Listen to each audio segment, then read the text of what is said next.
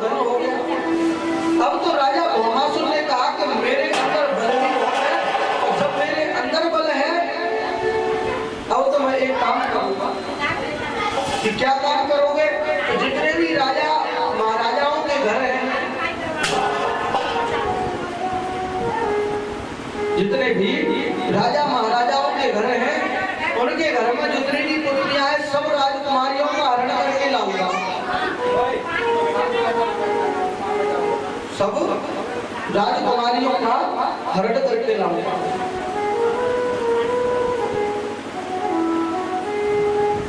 भैया कहाँ छोड़े आएंगे? अच्छा छोड़े आएंगे करो। ऐसा तो मैं तारों लगाए हुए छोड़े आई हूँ। अच्छा देखो मैयाओं का हृदय कितना कोमल होता है ना? क्यों परीक्षा जी? अब आप समझते होंगे कि अब परीक्षा की मैया है ना, तो बाई चांस तुम बात बता दे तो उनके पड़ोसी के हाल क्या क्या ऐसा हुआ था। एक किसान था, जैसे परीक्षित जी है ना, ऐसे किसान था, और इतने गरीब खेत में तो सब कुछ होते पर लेकिन गरीब थे। अब जब गरीब थे तो मैंने बताया था ना कि संसार में दो हट विचित्र होती है, पहली बाल हट और दूसरी मैं बताऊंगा क्योंकि कल तो आए तक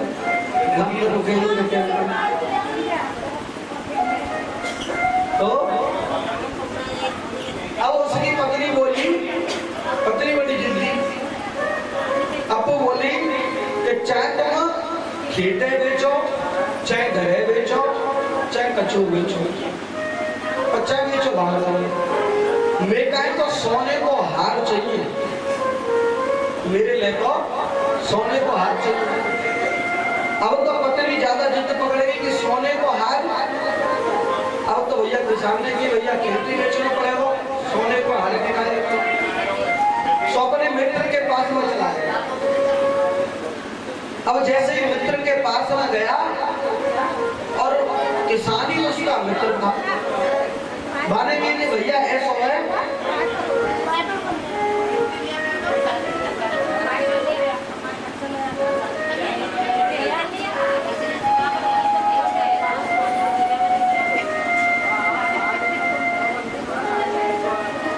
कि भैया ऐसा है कि आज एक बात रहेगी, बात रहेगी कि आज हमारी पत्नी ने कही है कि चाहे तुम घरे बेचो, चाहे खेते बेचो, चाहे कछुए बेचो, पर लेकिन आज सोने को हार चाहिए, चाहे कछुए बेचो। मेरे अपने परीक्षित जी ध्यान ना दे रहे, देखो मैं हूँ बड़ी दास मुसवा काम करे वो भुट्टा पाट। हाँ तो उसने कही कि भैया ऐसा है, मैं अपने खेत गिरवी रखे आया और साथ में कागज लेके आया था खेत के। अब जैसे ही कागज लेके आया तो वहां पर जो दोस्त था ना, बड़ा होशियार, वो बोला कि ऐसा है तुम मेरे पास तो झूठे को या खेत लिखाया जाएगा, मैंने खेत देखा है बेच दिया, और देखा है मैं बाजार में नकली सोने को हार दे रहे भरवा के दे रहा हूँ, और बाहर जाके तो अपनी पत्नी दे दी, उसे जाकर के तू अपनी पत्नी को दे देना, तो ठीक है। अब उसने झूठ मास के कार्य को खेत लिख दिया। अब जैसे ही वाले खेत लिखो और ले जा करके अपनी पत्नी के पास में एक नकली सोने को हार दे। अब जैसे ही नकली सोने को हार दिया, और नकली सोने को हार देने की बाद जैसे आपकी पत्नी रहे हो ना, अब पत्नी को जैसे दिया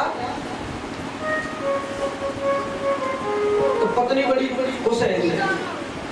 तो परीक्षित जी जैसे तुम बाजार से कुछ बनवा के लाओ सोने को या चांदी को, और परीक्षिता ने मैया अचानक ला के दे दो कि लो मैं आज तुम्हारे लिए सोने को लेके आएगा, तो खुश है जाएंगे नहीं जाएंगे? मुझे ऐसा लगा तुम मोती ज्यादा गई भाई, मुझे तो अपनी पत्नी से डर लगा, तो तुम्हें लगा तो लगा नहीं, मुझे तो अपनी पत्नी से डर लगा, तो तुम्हें लगा तो लगा तुम्हें लगा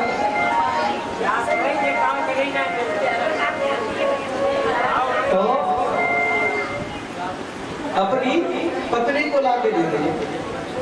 अब पत्नी को ला करके दिया तो पत्नी बड़ी खुश, भैया आप तो सोने को हाल आए हो।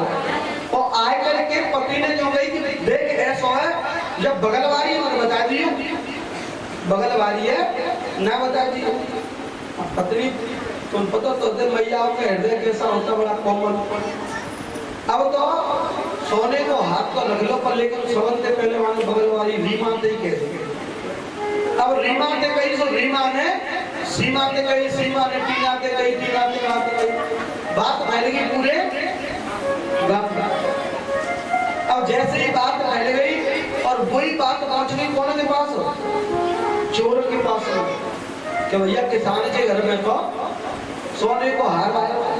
अच्छा कछु है चोरी करे तो जानो ही जानो। जब चोरी करने जाना है तो रात्रि को किसान और किसान की पत्नी सो रही थी और रात्रि में ही चोर आए।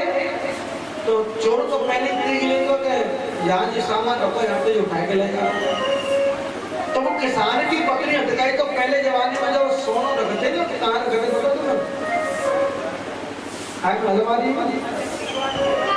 हाँ, दीवार में से पत्थर निकालते वहां अंदर सीमेंट पे बुक करवा देते, वही में रखवा देते, फिर वो पत्थर वही के वही फिट करा देते, उसका पता ना चलता। अब ऐसा हुआ कि बाने सोने को हार रखो और रोजाना सवेरे रोज चेक करती है मेरा रखो है कि ना रखो, मेरा रखो है कि ना रखो। अब तो रोजाना चेक करती। एक दिन काम है, चोर तो रात को चोरी करके ले गए और जैसे ही सवेरे चेक करने पहुंची, अब्बा मैं सोने को हाथ कहने लगी, अरे निपू तो ले वो, अरे छाती को बड़ा ले वो, अब तो मेरे सोने के हाथ ले। और तो रोने लगे। अब जैसे ही रोने लगे इतनी देर में किसान ने पूछी, भाई काय क्यों रो रही है? अरे मेरे सोने के हारे ले वो, मेरे सोने के हारे ले वो।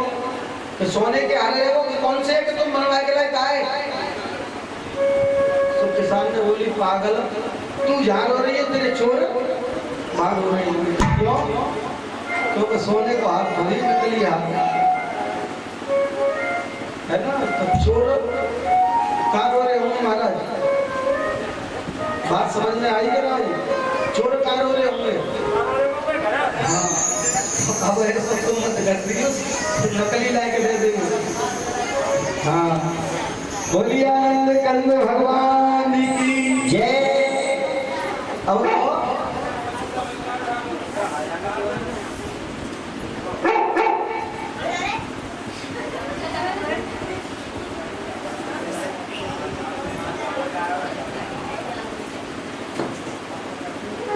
बोलिए आनंद कंद भगवान की जय। कहाँ चलने थे कथा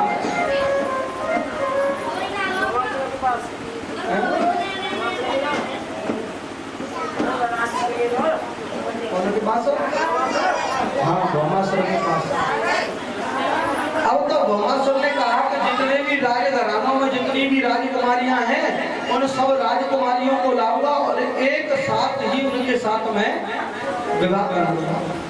जब तक ये 16,100 नहीं हो जाती जब तक मैं एक साथ में विवाह नहीं करूंगा। भगवान के पास में सूचना भिजवा दी और जैसे ही भगवान के पास में सूचना नहीं तो भगवान ने कहा कि भैया इनको बचाना तो है। तो भगवान ने सत्यभामा को साथ में लेकर के गए तो भौमासुर के पास में पहुंच गए। अब जैसे ही भौमासुर के पास में पहुंच गए तो भौमासुर से बड़ा विचित्र युद्ध छिड़ गया। अब जैसे ही बड़ा विचित्र युद्ध छिड़ा, अब तो भौमासुर भगवान श्री कृष्ण के हाथों मारा। अब जैसे ही भौमासुर भगवान के हाथों मारा गया तो मेरे प्रभु ने भौमासुर को कारागृह में प्रवेश किया। तो कारागृह में 16,100 राजकुमारियों को देखा। 16,100 राजकुमारियों को देखा तो मेरे गोविंद के नेत्र सजल हो गए। अब जैसे ही मेरे गोविंद के नेत्र सजल हुए तो सोचने लगे कि अब जी राजकुमारी जाएंगी कहाँ? अब ये राजकुमारी जाएगी कहाँ? क्योंकि दुनिया का कोई भी राजकुमारी से विवाह करने के लिए तैयार नहीं होगा।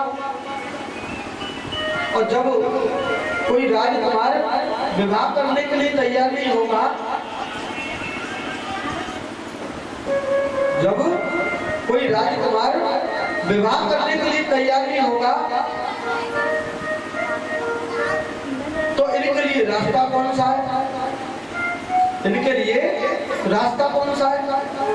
अगर ये बाहर जाती हैं तो कोई भी राजकुमार ने विवाह करेगा, और ये घर पे जाती है तो इनके माता पिता इनको घर पे नहीं लगेंगे, क्योंकि भौमासुर की कारागृह में रह करके आई है। भगवान ने कहा कि अब बताओ तुम कहाँ जाना चाहती हो, अब तुम कहाँ जाना चाहती हो? अब भगवान ने कह दिया कि तुम कहाँ जाना चाहती हो, तो गोपियां बोली कि भैया ऐसा है, हम तो तुम्हें ही अपने पति के रूप में वर्ण कर लेते हैं, हम तो तुम्हें ही पति के रूप में वर्ण कर लेते हैं। भगवान ने कहा अगर मुझे तुम पति बना लोगी तो लेकिन मैं तो तुम्हारे साथ एक साथ विवाह कर लूंगा, लेकिन तुम्हारे पास पहले दो रास्ते, और दो रास्तों पर जाकर के देखो। अब तो राजकुमारियों ने कहा कि बताइए महाराज क्या रास्ता है? कि रास्ता ये है महाराज कि आप जो है या तो किसी गलत मार्ग पर चली जाओ, और अगर गलत मार्ग पर नहीं जाती हो तो या फिर किसी कुएं में गिर करके अपनी आत्महत्या कर लो, अपने किसी कुएं में गिर करके आत्महत्या कर लो, केवल यही है। तो जितनी भी गोपियां थी, जितनी गोपियां बंद कर रखी थी, सबसे कहा कि राजकुमारियों अब मैं तुम्हारे साथ 16,100 सबके साथ में मैं विवाह कर लेता हूं। अब भगवान ने कहा कि अगर भगवान ऐसा नहीं करते, और जब भगवान ऐसा नहीं करते तो बताओ समाज में कितनी बड़ी विकृति पैदा हो जाए, समाज में कितनी बड़ी विकृति पैदा हो जाए। अब तो उन्हीं राजकुमारियों ने भगवान को ही अपने पति के रूप में वर्ण कर लिया, स्वीकार कर लिया, और मानवीय गुणों का अधिकार समझने के बाद भी भगवान को उसने अपना पति माना। सबके सच्चे पति वही बने। अब जैसे ही सच्चे पति बने, लेकिन राजकुमारियों के साथ में तो विवाह कर लिया एक साथ, तो भगवान द्वारका में आ गए, और द्वारका में आने के बाद भगवान के कितने विवाह हुए थे?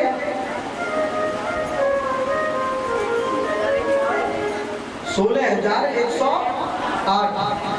तो भगवान के जो 16,108 विवाह हुए थे, क्या ये हकीकत के विवाह थे या वैसे ही थे?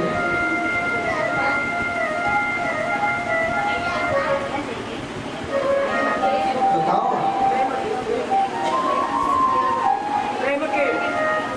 प्रेम के, जब प्रेम के तो फिर वो गोपी उनके समय क्यों रहने लगी?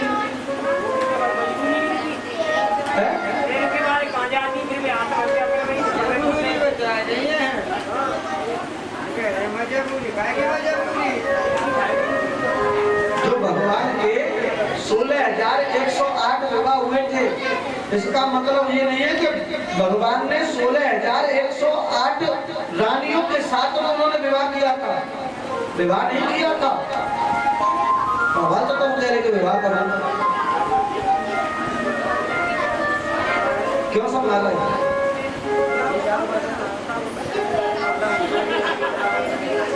अभी आप कह रहे जब विवाह करा तो उन्हीं के साथ रहिए, कह रहे कि नहीं कह रही है? अब मैं बताऊं तो विवाह करे कि ना करे है। तो भगवान के 16,108 जो विवाह हुए थे, इसका मतलब ये होता है कि वेद के 3 कांड होते हैं, वेद के 3 कांड होते हैं, एक कर्म कांड, एक उपासना कांड, और तीसरा होता है एक कर्म कांड, उपासना कांड और वेद कांड। ये 3 कांड होते हैं, और 3 कांडों के जितने भी मंत्र होते हैं ना, 3 कांडों के जितने भी मंत्र हैं, वही मंत्रों की ही गोपियां बन गई थी। उन मंत्रों की गोपियां बनी हुई थी। जब उन मंत्रों की गोपियां बन गई तो परमात्मा के समीप चले जाना, क्योंकि बिना परमात्मा के वो मंत्र भी नहीं लिख सकते। क्योंकि जितने भी वेद के तीनों कांडों के जो मंत्र थे वो उन्हीं वेदों की गोपियां बनी हुई थी, हकीकत में विवाह नहीं। लेकिन परमात्मा के समीप चले जाना, परमात्मा के समीप चले जाना, जैसे ही परमात्मा के पास में जाते हैं तो जो उपासना कांड है उसका यही मतलब है कि जितनी भी गोपियां थी वो परमात्मा को उन्होंने अपने मन से चाहा। जब मन से चाहा तो परमात्मा ने कह दिया कि तुम तो मुझे अपने पति के रूप में स्वीकार कर लो, तुम तो अपने पति के रूप में स्वीकार कर लो। और जो 100 प्रकार के उपनिषद थे ना, 100 प्रकार के जो उपनिषद थे, जो 100 प्रकार के उपनिषद थे जिसमें भगवान कृष्ण की भक्ति का प्रतिपादन करके बताया। जब भगवान की भक्ति का प्रतिपादन करके बताया तो जो 8 विवाह हुए थे ना, 16,108 जो 8 विवाह वो भक्ति की थी जब उन्होंने विवाह किए।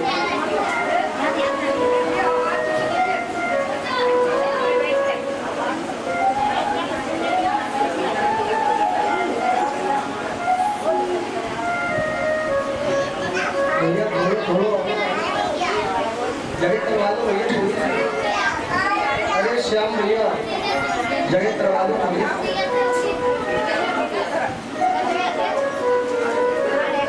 ऐसे सेट हो जा भीतर बच्चा